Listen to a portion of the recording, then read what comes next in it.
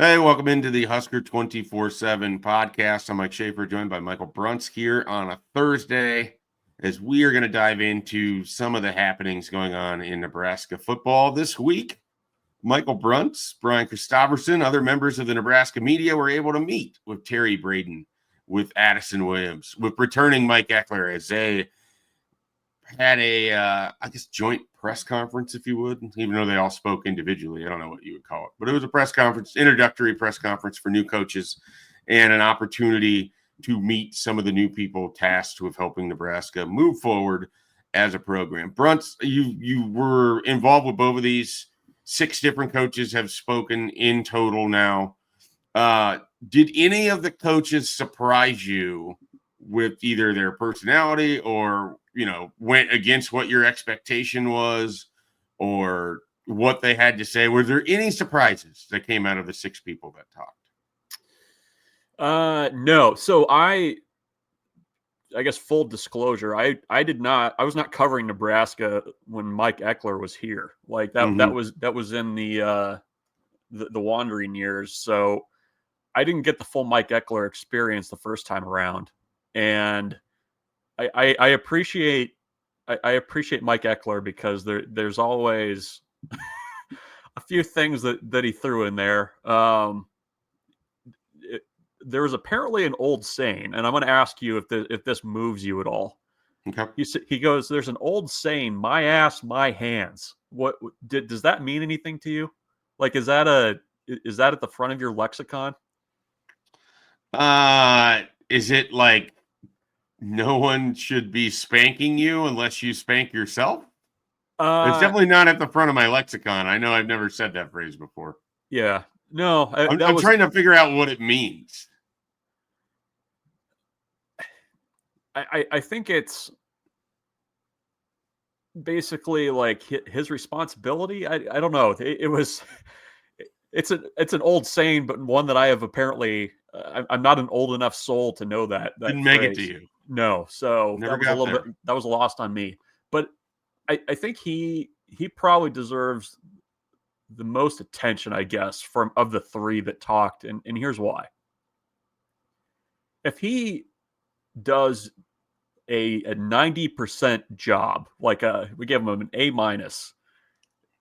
in 2025, like that's a couple wins probably for Nebraska, I think. And when you dig into his track record at Tennessee, it's pretty remarkable, the success that they had with the 8 blocked punts. He is 13.25 on the punt return yardage, which he rattled off pretty quickly. And so that's important, I think. And there were a couple things he said. He said it a couple times actually, but he was asked about the kicking situation, and more specifically, how is this going to play out between Hull and Alvano? How do you track it? And he said, you basically have to do it, or you're going to get somebody in there that can. Like, it feels like a very important spring for those specialists because he wasn't here when they were brought in.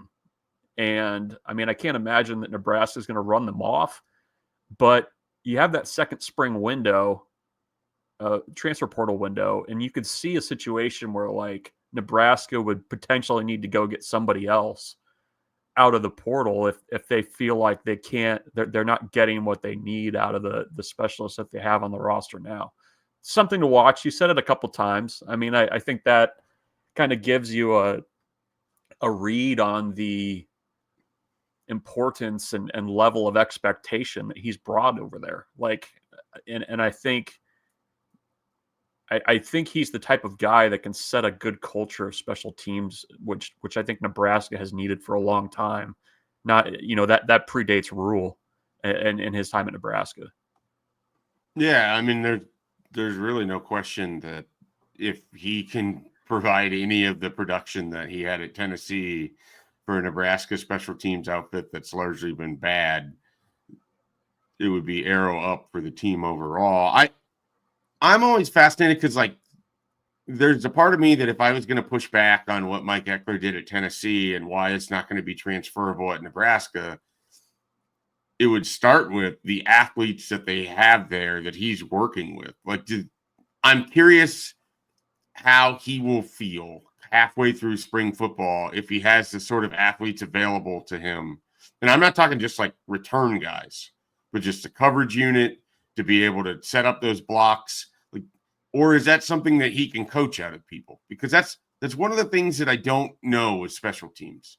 Because when Nebraska's had an actual special teams coordinator, they haven't done that well with that sort of setup. And so then it's like, okay, is it on the coach to pull that out of them, or do they just not have enough athletes throughout the roster that you have good special teams play? Some of it's undisciplined play, but do you kind of see what I'm getting at? Yeah, I don't know if I'm making a good. I feel like I'm doing a poor job explaining what I'm trying to get to here, but I do wonder, because it's a big difference between, all right, you're third string at Tennessee, so you're not playing, so you're going to be on special teams, like that guy, versus third or fourth string at Nebraska. Like, they recruit at different levels. They get different players. He noted, and I need to probably do more due diligence on this, but he said that at Tennessee, a lot of their special teams units were true freshmen and walk-ons. Like, that was what they used. Obviously, like you said, I mean, I think there's a different quality of athlete. You're also playing a little bit of a different quality of athlete, more than likely, in the SEC too. So I think definitely the type of returners that they were able to find. Is there somebody like that on Nebraska's roster now? I don't know. I think there's certainly candidates. From his own words, I mean, he's had guys knocking down his door trying to get on that return team because of the success that they've had in the past of not only, guys being really good on returns, but also getting to the league and doing it there too. So yeah, I mean, I think I would hope that there's already kind of this built-in understanding over there of like, look, special teams is really important. Like, special teams cost us multiple games last year. And, you have somebody that's high energy, somebody that's done it before, somebody that I think being at Nebraska means a lot to him. I think that helps too. And I think you just kind of need somebody to set that pace a little bit.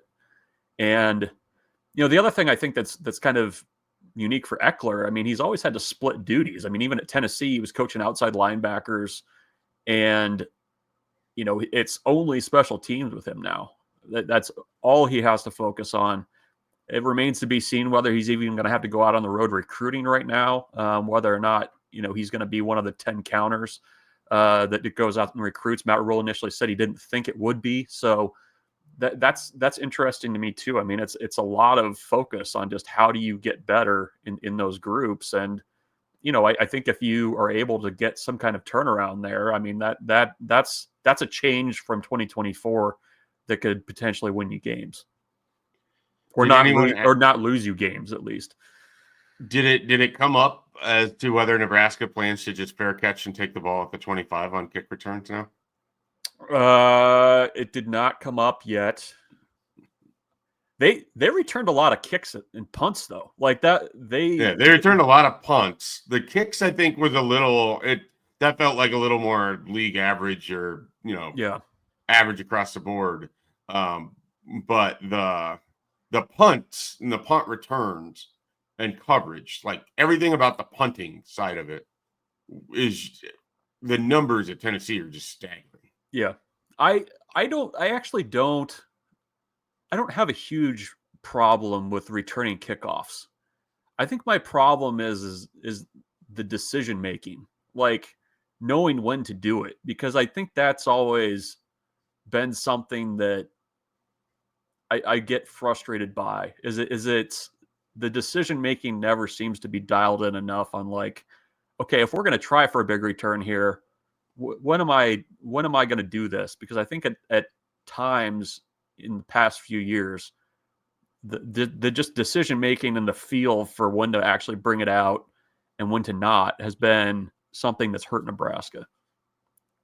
Yeah, well, and I think this just kind of speaks to what you're talking about. It feels like a lot of their issues are self-inflicted because someone decides hey, I'm definitely returning this, regardless of where it lands. Yep. I'm bringing this thing out. And, they just haven't had a consistent level back there. Because you do have moments. I mean, the first kick return I think they had was against Minnesota, and Ramir Johnson brought it up the sidelines for like 35 yards or whatever it was. But so it's not like they haven't had some success attempting this, but more often than not, it's somebody back there deciding to do it, and then they struggle to get to the 20. So you're not only not getting to the 25, now you're starting closer to your own end zone. And and this isn't just this previous staff. This has been an issue under previous coaching staffs and previous teams for a while now, going back into Riley. Yeah, and it's even like, okay, are you fielding the ball with your momentum going backwards? Like that kind of thing. Like I don't know. I get your point, because I mean, in the words of Parker Gabriel, they give it to you on the 25. So let's never forget that. What else did we learn about special teams or Mike Ekeler? Or are you ready to move on to the next coach?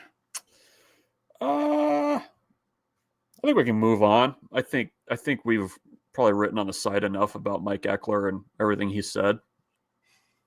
Well, the energy is still there, though, from what I understand. Longtime Ekler observers said that it was very similar. Well, that's good to know. That's good to know. Do you want to go defensive line, defensive backs? We'll leave it up to you. Let's go defensive backs first. Addison Williams, what did you learn? He's got a big job this spring. Like that's what I learned. I think he's still learning personnel over there, still learning what he's got. Is there a group on this roster right now going into the spring that you're just like, how is this all going to work? Because that to me is what the secondary is like, where do guys fit? Who can help you? And I mean, I still continue to believe that if you're having to get down to 105, a sizable and adequate chunk of that difference you have to make up is probably going to come out of that secondary. It has to, right? Yeah, it's a difficult position to kind of figure out certain things with. I mean, I have questions that even lead into, are we sure some of your more experienced guys are actually going to be your best players in 2025? Yep. I mean, so then it becomes a question of, and whether I'm talking about Malcolm Hartzog or Deshaun Singleton or whoever, are you getting your best people on the field? Or last year it felt like they were more than willing to continue playing veterans that would make mistake after mistake because maybe they didn't feel so good about where they would be with some of those younger guys. Are we past that? Is that still where this is at? Is there anybody that's looking to break out? It feels like combining the safeties and corners, it feels like a group where there could be a player or two that just kind of emerge and perform well, but I think it's almost a fool's errand to determine which of those guys. I mean, Mario Buford could have a step-up season. Caleb Benning and Donovan Jones are guys that were getting name-checked at the end of last year.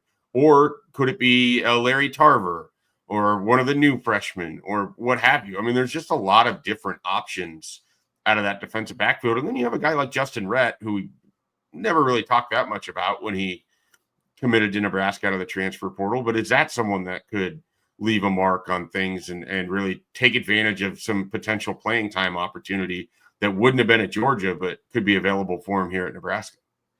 Yeah, well, and I mean, they even added Andrew Marshall out of the portal, Jameer Khan, guys that I would not have probably put that as I think Marshall makes sense. You were talking return men earlier. I would assume it's the conversation starts with him. Yeah. I mean, I guess that picture got even fuller over the offseason, and I'm not sure that there's any more clarity on who would actually probably be your starters right out of the gate if you had to play a football game today. And I don't know about you, but even that, you get Deshaun Singleton back, which I think was an important get, because safety just feels thin to me, even though you have a number of guys back there that could potentially play.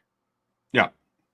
I felt that was a position that seemed unaddressed either on purpose or they just didn't like the options out there. But you probably remember this. I mean, they were attached to some names early in December that some of these guys never ended up visiting. There was that UAB guy that I was pretty enamored by. I think he ended up signing with Georgia. So it wasn't just me that was apparently enamored by him. But I mean, if it didn't feel like they put a ton of emphasis on trying to find a safety out of the portal, which I thought would have been a big point of emphasis given that you're losing Gifford and some of these guys. But I guess if you're getting Deshaun Singleton back, the argument would be, were you better off with someone who's familiar with everything or starting from fresh that also has experience? So Singleton, the biggest issue I had with him is that he had really bad discipline on play action. I mean, teams just murdered Nebraska in the red zone by letting him get himself out of position on play action passes. I mean, Illinois ran their whole offense based on it, it felt like. Yeah. I guess one other thing on Addison Williams, I mean, we've hit on this and we've done the verbal sporkle, but I mean, he's the next defensive backs coach in a long line of defensive backs coaches. And he kind of smiled when he was asked the question. And I think there's an acknowledgement that you have to earn some trust, right? Like when you're dealing with veteran players that have had coach after coach after coach come through there, you know, how do you kind of manage that? And I think he's kind of going to work trying to earn that trust as they get going on spring ball. But I mean, I appreciated that there's at least this acknowledgement that, like, look, this is a position at Nebraska that for whatever reason has just undergone change after change. And this is kind of the next piece of that. So some work to do there, kind of sussing through a very large group of veterans and also youngsters too. Yeah, I mean, if you ever wanted the physical embodiment of all the different defensive back coaches Nebraska has, you can just go to Malcolm Hartzog, whose freshman year was Travis Fisher, sophomore year Evan Cooper, junior year John Butler, senior year Addison Williams. Right there. I don't know that anybody else has quite that same path, but it's fascinates me nonetheless. Let's jump over to the defensive line with Terry Bradden, and he was a guy that I think people weren't sure what to make of that hire, because you're losing Terrence Knighton, and he was a popular coach, a good recruiter, a guy that it felt like he got a lot out of his room. We see where someone like Ty Robinson looked at the NFL Combine, and so he clearly had some talent to work with there. Nash Hutmaker, who wasn't invited, another guy that was big for that defensive line. What did you take away from Terry Bradden, who's spent a lot of time in the same coaching position, but it was also with the Super Bowl champion Chiefs, and learning from one of the better defensive line coaches in the NFL and working with one of the best defensive lines in the NFL?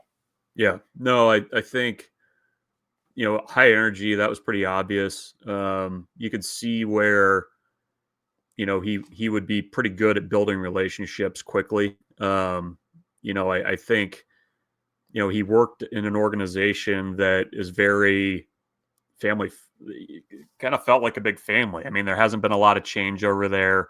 It's a lot of the same guys that have been there a long time. You know, Terry Bradden has some college experience, so I think there's going to obviously be a pretty big adjustment between coaching and, you know, for coaching the Chiefs and then, you know, coming back and coaching 18 and 19-year-olds.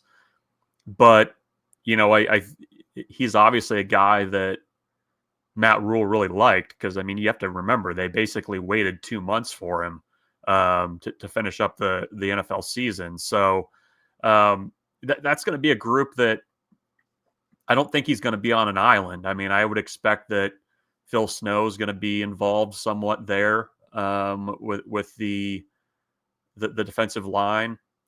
I have a hard time believing that Matt Rule is not also going to be involved somewhere, especially with the defensive line and his background.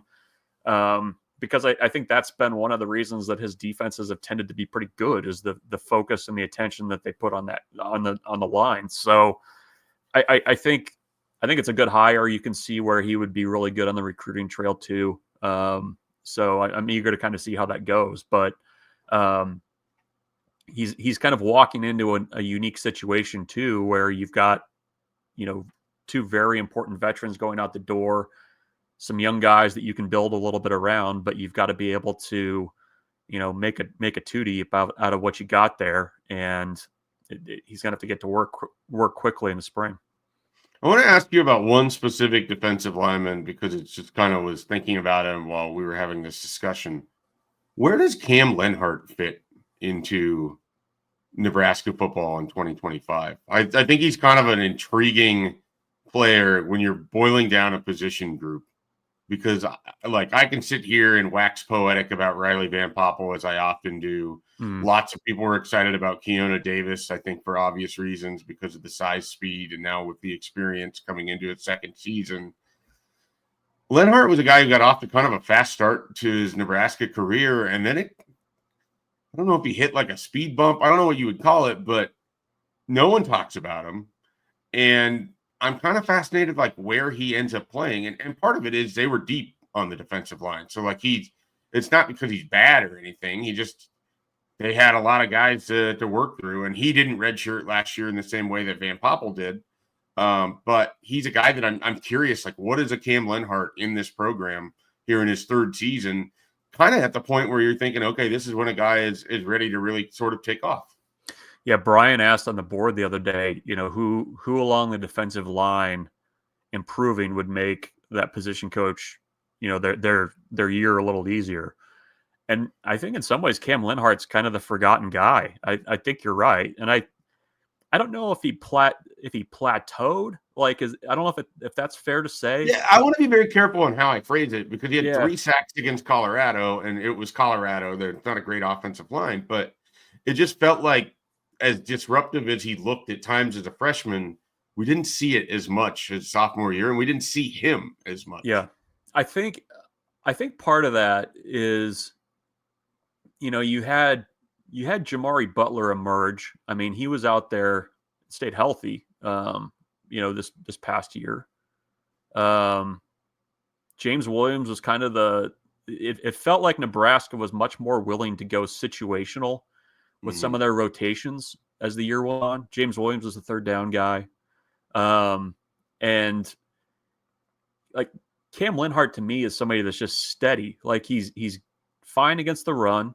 He can get after the quarterback a little bit, but maybe not to the level on third down of a James Williams did. Or, I thought he played well in the bowl game when he got a little bit more work there. But yeah, I mean, I think he's an important leader, and he is a leader now. I mean, he's one of the old guys in that group. So yeah, I'm him kind of making that next step makes that defensive line a heck of a lot better, because he's in their top 6. And they're going to have to find some pass rush somewhere. So, I mean, why not him? I mean, I think it's a big year for him, and he's played a lot of football. So we'll see. I mean, when Brian asked that question, I said Lenhart, just because it feels like there's more out there for him, but maybe we just didn't see that as much as I kind of thought we might in 2024, given how his freshman year went.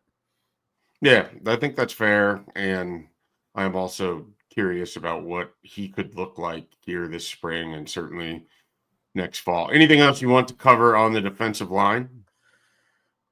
I don't think so. I mean, I think it was kind of a getting to know you session. A lot of Chiefs talk, maybe a little too much Chiefs talk for my point of view, but a little goes a long way for you.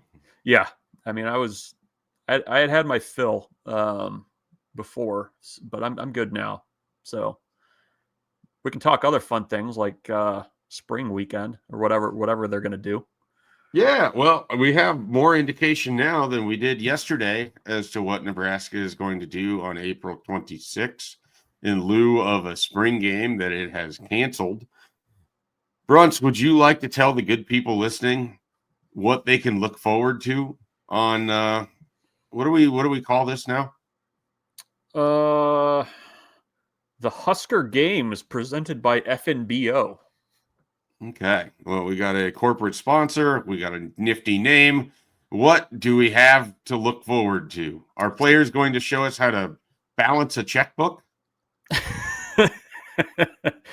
So we got, well, there's going to be a volleyball match that night against Kansas. There's a soccer exhibition against Wyoming. In Memorial Stadium, there's going to be an exhibition flag football game between Midland University and Nebraska intramural all-star team. That's women's flag football. Let's see. They're offering tours for $50 to the Osborne Legacy Complex, so the new facility over there.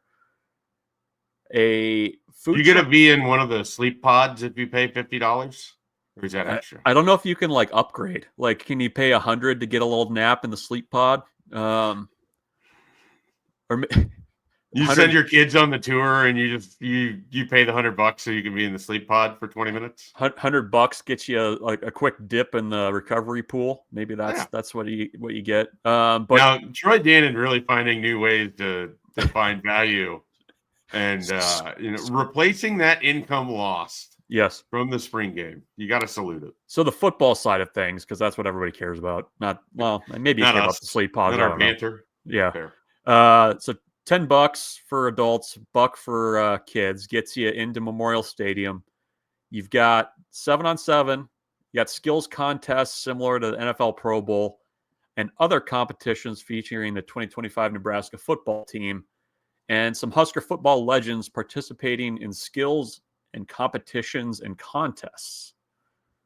So all that to say, your level of excitement 1 to 10 is 3.5, 4. We'll go 4. Is it the sleep pods that's getting you to a 4? If the sleep pods were a part of this whole thing, it might be a 6. Because right now I could go for a nice nap. A little that sleep pod inviting action. and comfortable. A lot of it is we'll have to see sort of which Husker legends are involved, what the skills competitions are, how interesting it is to watch some of this play out. But this is more in line with kind of the day we did that podcast and I announced the spring game was going to die at some point the day before it had the rug pulled out from it entirely. And then we were coming up with potential ideas like this. This feels like a very fan fest-esque thing. Yeah. And it's going to be a work in progress. So if you're underwhelmed, that's completely fair, I think. But to give it a little bit of time and see what they come up with. We still got 7 weeks or whatever it is. I think it's better than the year where they had to do the simulated spring game where we were all following along on our computers. So there's that. I'm eager to see what it looks like. I'm eager to see if you still get the same, not the same because it's not going to be the same, but if you still get the families showing up, if you still get a lot of the kids showing up and coming to the stadium, like I think that's the important piece of it. And we'll see. I mean, it's not going to be the same. It's going to be more low key. And, I think you're right. I mean, it is going to be a work in progress. A lot of schools around the country are going to be kind of wrestling with how to do this and kind of give somewhat of an experience without the traditional spring game. And I'm sure you're going to see a lot of borrowing and stealing of ideas as this goes along. But we at least kind of know the roadmap. And the other thing, they've got they brought back the Husker athletic garage sale. So did you ever go to one of those? Never been. When you're a kid, they used to. When I was at the university, they were still doing them, and you could get like a game worn Nebraska basketball jersey if you got there early enough and knew what you were looking for. So yeah, that'd be cool. Is there let's say that you could pick out whatever Nebraska item that you wanted from the garage sale. Is there a specific item that would come to mind? Like, is there something you would actually want from Nebraska history athletically that you would proudly display in your house? Or where? Like you're out like or where? Yeah, absolutely. You're like out in the out doing yard work and like in a game worn like Cash Kalkowski Nebraska baseball jersey. Yeah. Well, for instance, and you're talking about wearing, like, if they sold a used polo from when they went to Hawaii and won that basketball tournament this year, everybody loved those Hawaiian polos that you can't get anywhere. They were customly made for that tournament and were not on sale from Adidas, so Nebraska cannot sell them. But if something like that, I could see somebody being excited about it. Do they sell like the old bowling balls? Like, is that a thing? Can you get like a game used Nebraska bowling ball with the big N on it? You want the big N on your bowling ball? No, it doesn't have to, but I was trying to think if there's like a certain item or something, like something that they would, as I'm thinking about this renovation of Memorial Stadium, like, is there something you would want to buy that was at Memorial Stadium? I don't know. So they say clearance and discounted team merchandise from the athletic equipment, including jerseys and helmets and discounted merchandise, additional surplus marketing, promotional items, and collectibles. You think we're going to get like a Red Out Around the World t-shirt? They still got those sitting in a box somewhere deep in Memorial Stadium. I'd like to imagine that there's just this like shed that's full of giveaway stuff that either they didn't give all of it away, and it's just going to lead to like extra Shane Comine bobbleheads being available, or that'd be okay. Yeah, no, there's some stuff that could be pretty cool. For instance, what if they found this in Keith Mann's drawer? There's like 4 more packs of the Amir Abdullah AA batteries. I still have mine. Somebody would buy that. I've never used the batteries. I used them all. They were fine batteries. I bet you could. They lasted a lot less than his NFL career has. Yes. But yeah, Nebraska hasn't done anything like that in a long time, have they? Well, the last one. Yeah, they've been too busy just trying to win 6 games in that. They haven't been too worried about promotional items for a Heisman candidate. Get your 6 game batteries. That's what they've been doing. I got a question for you. Last one, and I think we can probably get out of here on this. Who did you walk away from the NFL scouting combine feeling the best about before going into, like, relative to where you were going into it? Who impressed you the most? I have thoughts on this that might run counter to how other people feel, but a lot of the guys that did well, that were there representing Nebraska, and I think they all acquitted themselves well, right? Like nobody had a bad combine performance. No, Tommy Hill didn't work out, but the other 3 did.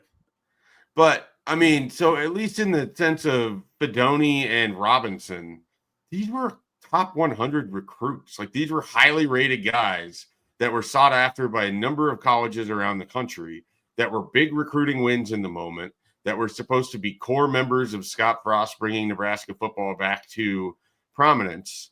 And the fact that they are also outstanding athletes who work out really, like, this is the exact place where I would expect them to shine. Thomas Fedoni, looking as good as he did at the combine, shouldn't surprise anyone if they can remember that he was the former number 1 tight end in the country in the 2021 recruiting class. As someone who went and watched him play at Lewis Central, he was outstanding. Like, and you match that up with a work ethic where he's kind of a fanatic about it.